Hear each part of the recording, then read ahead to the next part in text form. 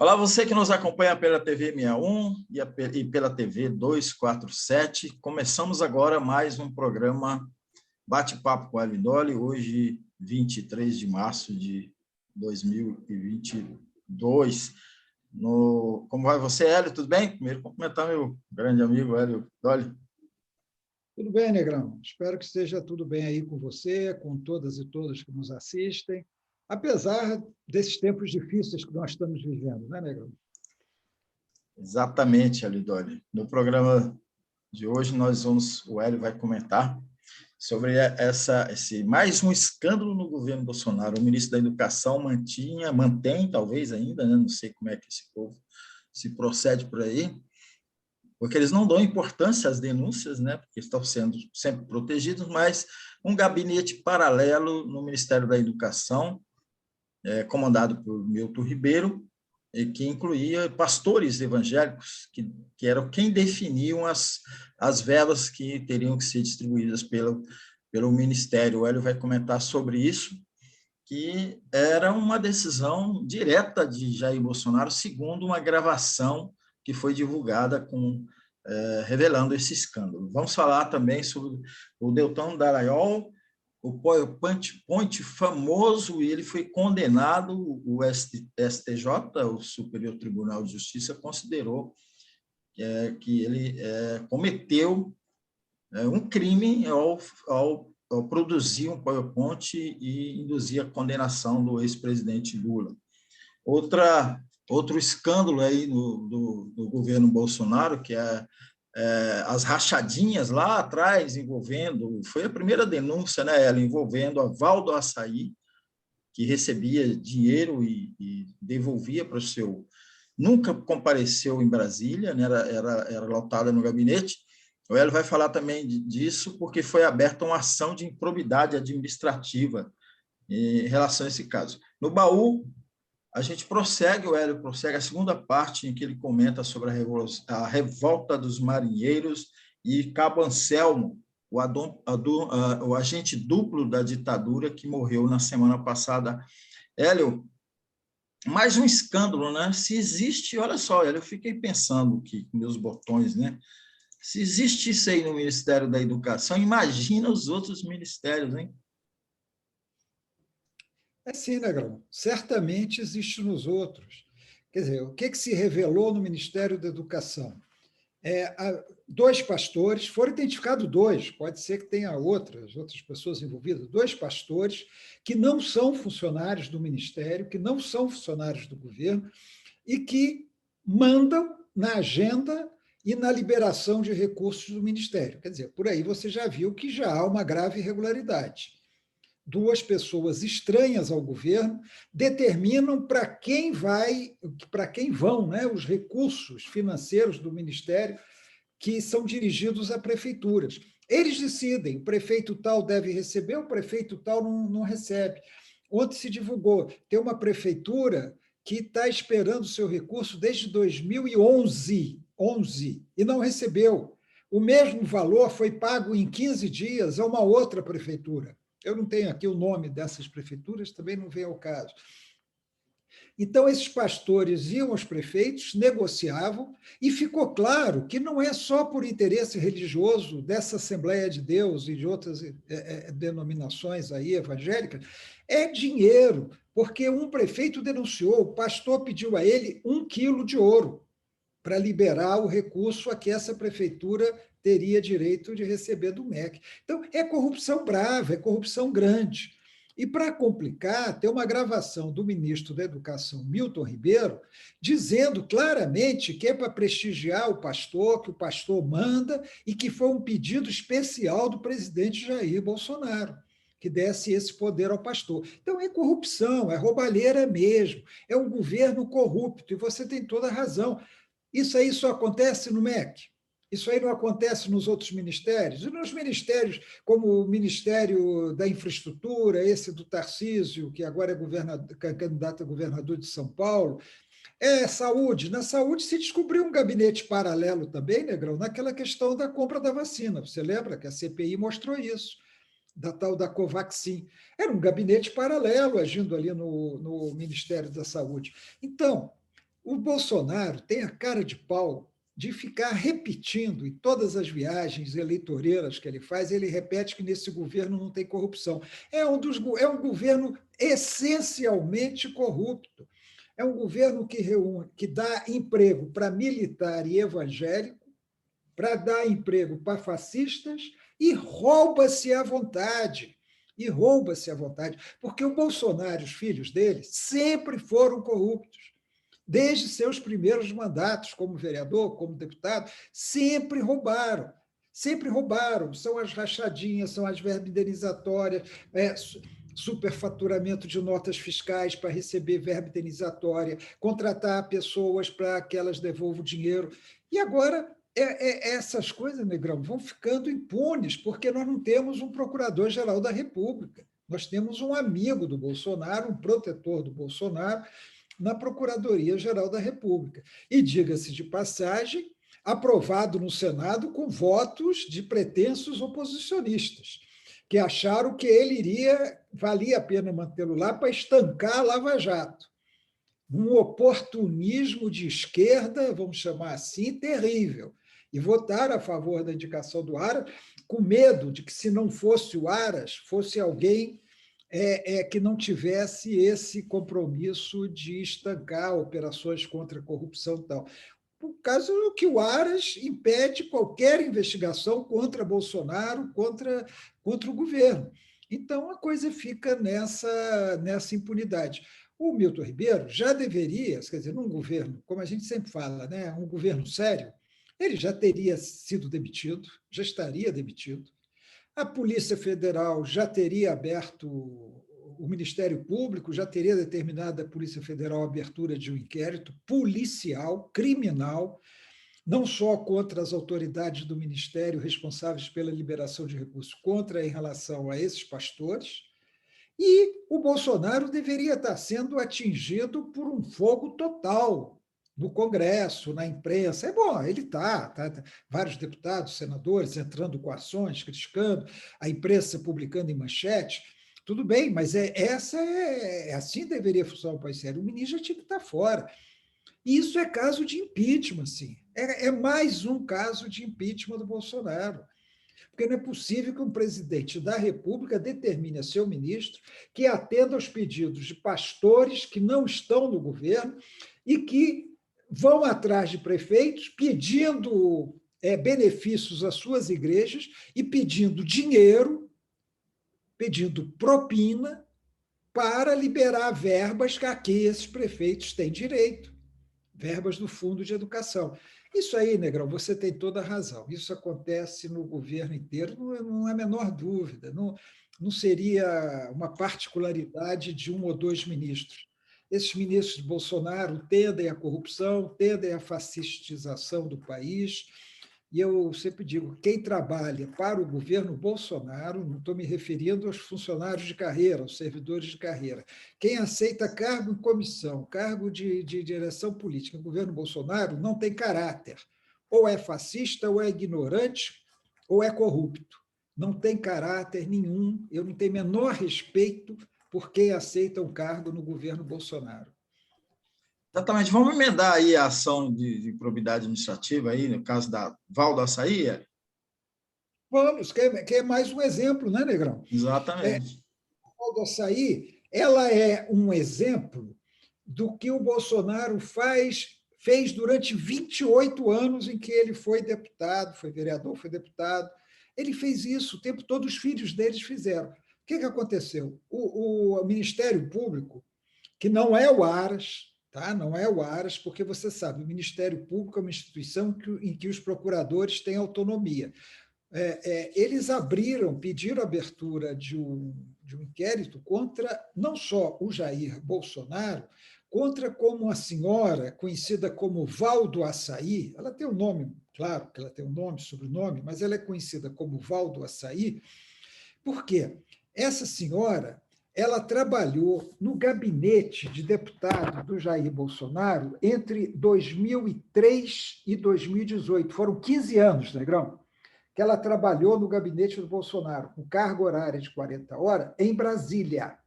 ela foi contratada para trabalhar em Brasília. Ela confessou que nunca veio a Brasília. Então, assim, bom, aí pode falar, não, mas ela trabalhava no Rio de Janeiro para o Bolsonaro, os deputados podem contratar funcionários para trabalhar em seus estados de origem, o funcionário pode trabalhar à distância, tudo bem, até aí tudo bem. Ela foi contratada, passou 15 anos para trabalhar em Brasília sem vir a Brasília. Só que, sabe, ela trabalhava, sim, para o Bolsonaro, mas prestando serviços domésticos ao Bolsonaro. Ela e o marido dela trabalhavam para o Bolsonaro numa casa que Bolsonaro tem. Então, ela prestava serviço para o Bolsonaro que nada tinha a ver com a Câmara dos Deputados, e o marido dela também, nada tinha a ver com as câmaras de deputados. Então, já outra grave irregularidade. Primeiro, ela nunca veio ao Brasil.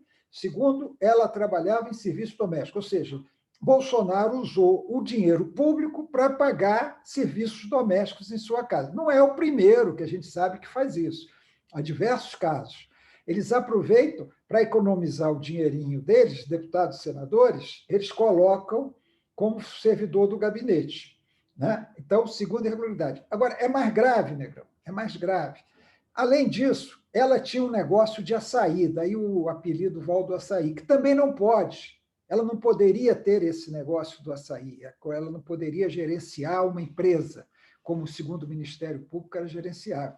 Agora, o mais grave é que o Ministério Público constatou que a média desses 15 anos, do salário que ela recebeu, ela retirou em espécie 84% desse dinheiro.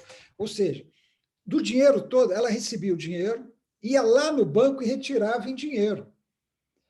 Teve mês que ela retirou 95% do salário. Ora, Negrão, para que ela vai fazer isso? Ela pagava tudo em dinheiro?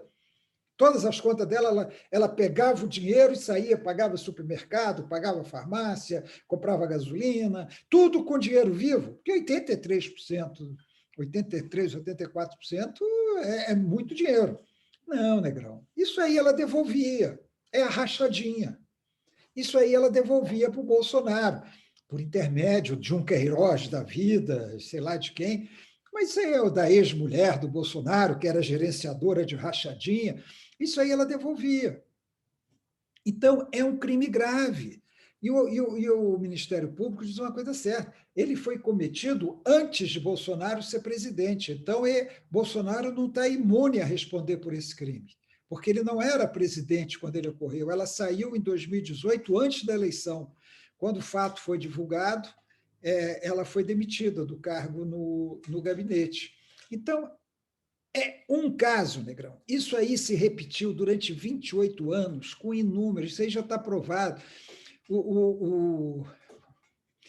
Os tribunais aí anularam as investigações sobre Flávio Bolsonaro. O Flávio fazia rachadinha, está mais do que comprovado. Queiroz era instrumento de rachadinha. Os outros filhos também faziam. Eles roubavam todo o tempo no mandato. Esse é um dos roubos, desses chamados da corrupção do baixo clero, viu, Negrão? Porque o alto clero rouba igual Arthur Lira rouba com orçamento secreto, com grandes emendas, vendendo parecer, convocação, desconvocação. Eles têm um esquema de roubalheira no Congresso que funciona, vamos dizer, lá tudo se vende, tudo se compra. Tudo se vende, tudo se compra. Agora, o baixo clero não decide. O baixo clero não toma decisões importantes no Congresso, como líderes, Arthur Lira, alguns deputados mais influentes, ou senadores influentes, decidem. Então, o baixo clero, do qual Bolsonaro sempre participou, porque ele era totalmente relevante na Câmara, ele rouba na rachadinha, ele rouba na verba indenizatória. Ele, vamos dizer, ele vai num posto de gasolina de um amigo e fala, me dá uma nota fiscal aí de que eu coloquei tanto de gasolina aqui. Aí o amigo dele dá a nota fiscal, como se ele tivesse colocado a gasolina, ele vai lá, entrega para a Câmara e recebe a verba indenizatória referente àquela nota. É roubo. Ele chega num restaurante, tem uma despesa de R$ 300, pede lá para o cara, faz uma nota aí de 600 para mim. Aí o cara faz a nota de 600. Isso é comum na Câmara e no Senado, viu, Negrão? O que eu estou falando é comum, é que raramente se descobre, se prova, né? ou se investiga até. Aí a nota vem com R$ 600, ele vai lá na Câmara ou no Senado, cobra a nota de R$ 600, recebe R$ 600 de alimentação, 300 ele gastou, mas 300 está entrando no bolso dele. Essa é a corrupção do baixo clero. Essa é a corrupção. E Bolsonaro também fez muita corrupção com projetos a favor da indústria de armas. Todo mundo sabe disso no Congresso. Só que nunca investigaram a fundo, é difícil provar. Então, Negrão, é mais um caso, e o Bolsonaro tem a cara de pau de dizer, em 3 anos de governo não há nenhum caso de corrupção, não há corrupção. Olha, a corrupção está correndo solta nesse governo. Corrupção nas Forças Armadas, cada hora se descobre um desvio aí nas Forças Armadas, corrupção em todos os ministérios. A mosca está te incomodando aí, né, Negrão? A mosca veio para perturbar aí. A minha mosca na sopa aqui, me atrapalhando aqui. Então, Hélio, vamos falar do Deltan Dallagnol, né? Olha só que, como dizem, né? Como o vídeo do deputado do PT que eu assisti, eu não lembro o nome dele, demonstrou um globo assim, falou assim, a Terra é redonda e ela gira, mas ela também capota, né? Você vê, né? Que história, né? Eu estava assistindo a entrevista dele, só para complementar e depois você comentar tudo, eu estava assistindo a entrevista dele na CNN, do Deltan Dallagnol na CNN, ele estava possesso, né, e falando um monte de mentiras, né? Mas Hélio, então, a Terra capota e abre-se aí a porteira para uma série de busca de indenizações que deve vir mesmo, e condenações, né, principalmente dessa dupla, né, Deltan e Moro, né? Negrão. O STJ, por 4 votos a 1, ele decidiu que o Deltan tem que pagar uma indenização ao Lula por causa daquele episódio do PowerPoint. Foi um dos episódios mais ridículos do que o Ministério Público já encenou, porque totalmente fora de propósito, sem motivo, foi uma ação eleitoreira do Deltan Dallagnol. Ele criou um PowerPoint responsabilizando o Lula por diversos atos de corrupção nas proximidades de uma eleição.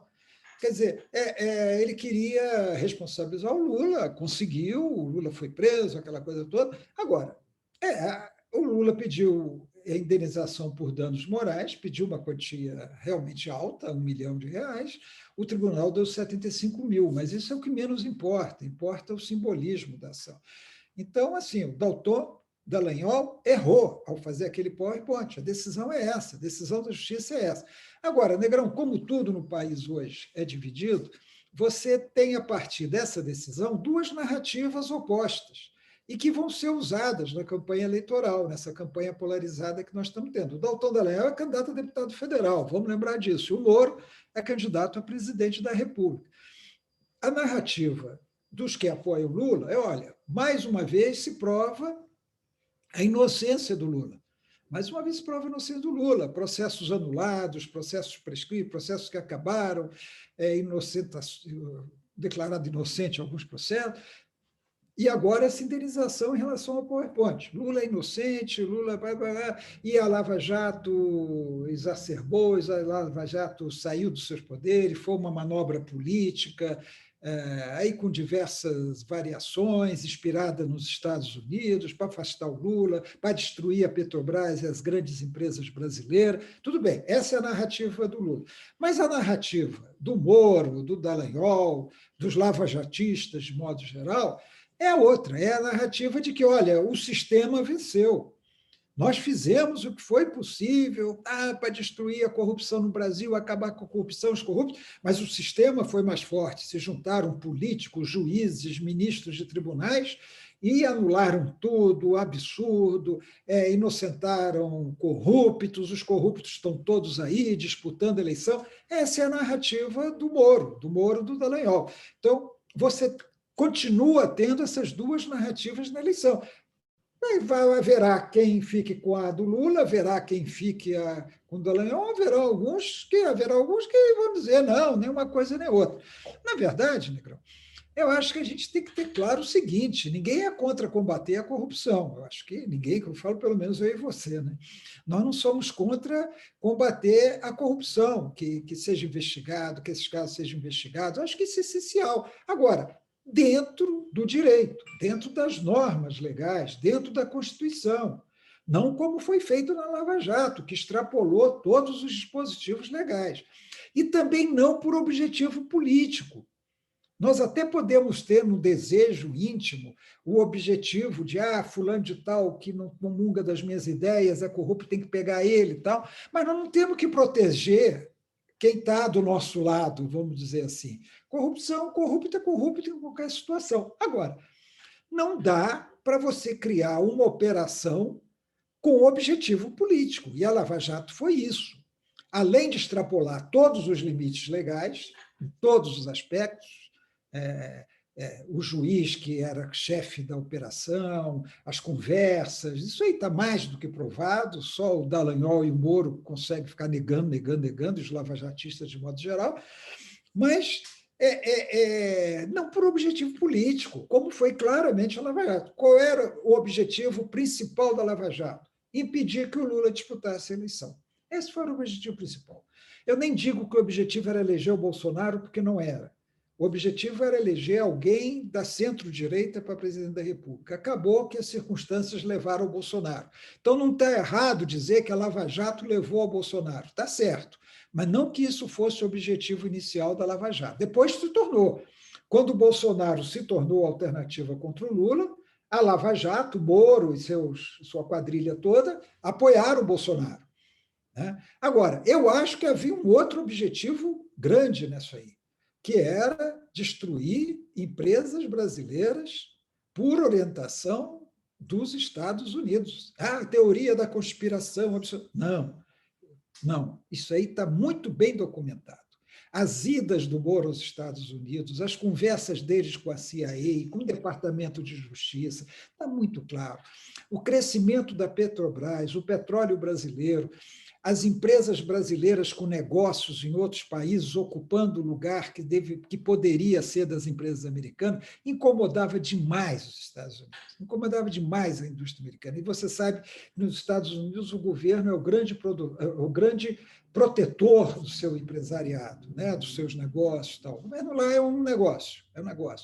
Então, eu também não tenho dúvida disso. Agora, essa é uma narrativa, existe uma outra narrativa. O importante é que o Lula teve mais uma vitória. Ele teve mais uma vitória, tudo bem, esses ministros, tal, tudo bem, todo mundo tem direito, eu mesmo critico várias decisões do STJ, né? Normal, acho que a gente tem direito de criticar decisões do STJ, do STF. Antigamente se dizia sempre, decisão judicial não se discute.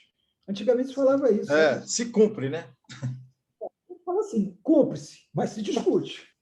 Você não precisa cumprir. Você tem que cumprir, mas não te impede de discuti-lo. Né? E hoje, toda decisão judicial é discutida. Né? Então, Negrão, eu acho que foi mais uma vitória do Lula, mas isso não elimina a narrativa lavajatista, que muitos políticos assumem, que o Moro usa na sua candidatura a presidente da República. Eu não sei até onde ela vai, se ela vai continuar mesmo.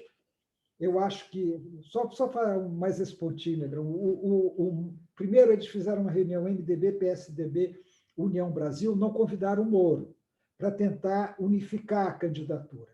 Agora parece que eles convidaram o Moro para uma próxima reunião.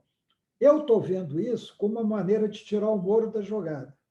Você convida, traz o Moro para o grupo e escolhe alguém que não é ele. Aí, como ele está participando do grupo, ele tem que aceitar. Se ele fica fora do grupo, eles vão resolver um candidato e o Moro vai falar, eu não tenho nada com isso, vou continuar candidato. Eu estou interpretando dessa maneira. Mas é isso, Negrão. Exatamente. Exatamente, Hélio. Vamos, então, para o baú do Hélio de hoje. Ele prossegue trazendo aí as suas recordações, suas memórias sobre o caso lá da revolta dos marinheiros de Cabo Anselmo, que faleceu na semana passada, né?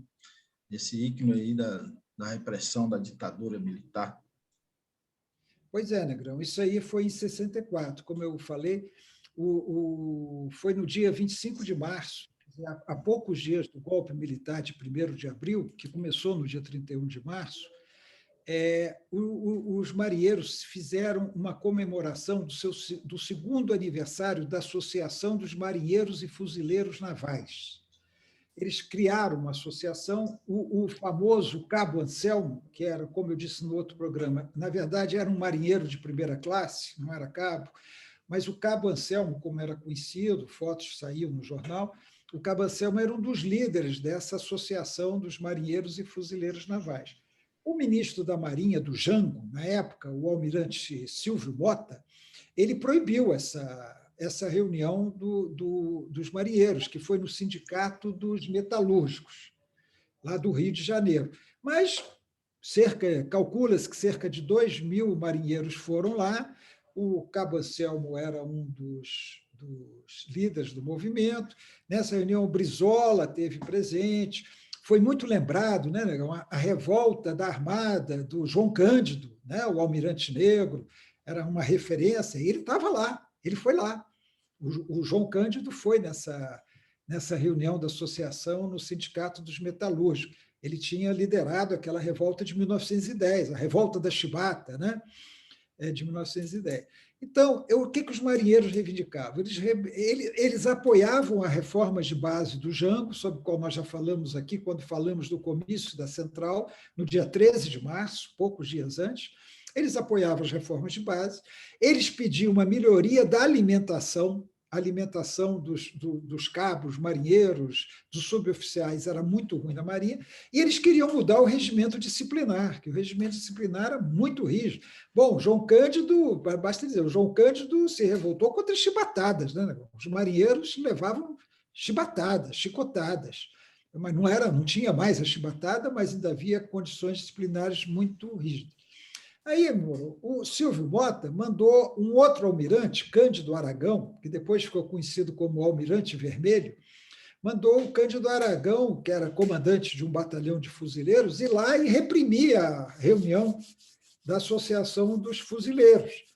Só que o que aconteceu? Foi, inclusive, um episódio assim, visualmente muito bonito, sabe, Negrão? Esse episódio visualmente é muito bonito. Você não sei se você já viu em cinema isso, em filme. Os fuzileiros eles chegaram para invadir o Sindicato dos Metalúrgicos. Em vez de fazer isso, eles tiravam os capacetes, deixavam as armas no chão e entraram para o Sindicato dos Metalúrgicos para apoiar os marinheiros que estavam lá dentro, os marinheiros, os fuzileiros que estavam lá dentro. Um episódio interessante. Então, o Cândido Aragão foi punido, e os marinheiros acabou, houve negociação. No dia 26, no dia seguinte, esses marinheiros foram presos. Eles foram presos, mas logo eles foram anistiados pelo Jango. O Jango anistiou. Isso aí, Negão, provocou uma revolta na oficialidade. Então, aqueles comandos militares que já conspiravam contra o Jango viram naquilo uma quebra inaceitável da disciplina militar, porque o Jango anistiou os marinheiros que haviam sido proibidos de se manifestar. Né? Eles tinham sido proibidos de se manifestar em uma reunião política com Brizola. Tal. Então, o que aconteceu? O Silvio Mota saiu e deu lugar a um outro ministro da Marinha, que era o ministro da Marinha quando o Jango foi derrubado. Aí, Negrão, no dia 30, 4 dias depois, haveria uma reunião no Automóvel Clube, no Rio de Janeiro. E os políticos mais sensatos diziam para o Jango não ir a essa reunião. E o Jango foi à reunião no Automóvel Clube. Era para comemorar os 40 anos da Associação dos Subtenentes e Sargentos da Polícia Militar. Com aquela conflagração militar que estava havendo, né? Comício da Central, a revolta dos marinheiros, e agora essa reunião, achavam que o Jango não devia ir. Mas o Jango foi, o Anselmo estava lá, E aí o que aconteceu? Foi mais um elemento, isso foi no dia 30, Negrão. Isso foi considerado, vamos dizer assim, o detonador do que já estava planejado. Já estava planejado o golpe. Isso aí, essa reunião do Automóvel Clube, inclusive com a presença do Anselmo, detonou o golpe que, no dia 31, começou a mover. Na verdade, se diz que era previsto para 2 de abril, mas acabou sendo antecipado, porque começou a movimentação das tropas em Minas pelo general lá, Mourão, né? O outro Mourão, não é esse Mourão, não. Olímpio Mourão. Pelo general Guedes. Esse Mourão é o que dizia se considerar uma vaca fardada. Esse Mourão. Por que ele? Por que vaca fardada? Sei lá, porque ele mesmo se denominou assim, né? Ele falou, eu sou a vaca fardada. Bom, aí, Falou assim, desculpa aí. Bom, aí eu não sei se nós ainda temos tempo hoje, uma peça fundamental em todo esse momento foi o cabo Anselmo José dos Santos. Fundamental, ele era um líder. Bom, depois o que aconteceu com ele? Ele foi preso, né? Veio o golpe, ele teve os direitos políticos cassados, foi expulso da Marinha, foi preso, aí foi libertado. E aí, Negrão, vem a segunda parte da história, né?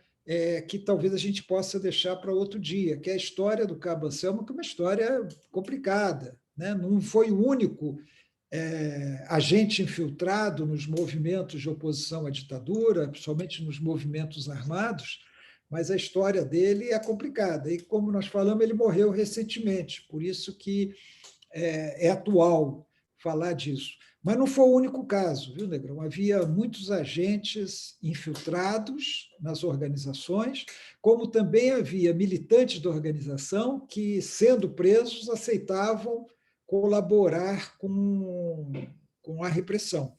Se você quiser, a gente fala disso num próximo programa. Vamos sim. Professor Hélio, que é professor de jornalismo aposentado da Universidade de Brasília, o UNB, é também um grande professor de história que está se revelando aqui no nosso baú. Isso aí. Pelo menos a história recente política do Brasil. E assim a gente termina o nosso... Contador de história até pode ser. Exatamente, né? Como jornalista, a testemunho... Falar que eu sou professor de história é falsidade ideológica.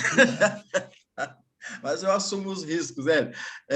Mas como jornalista a testemunha ocular da história, então está valendo um pouco, né?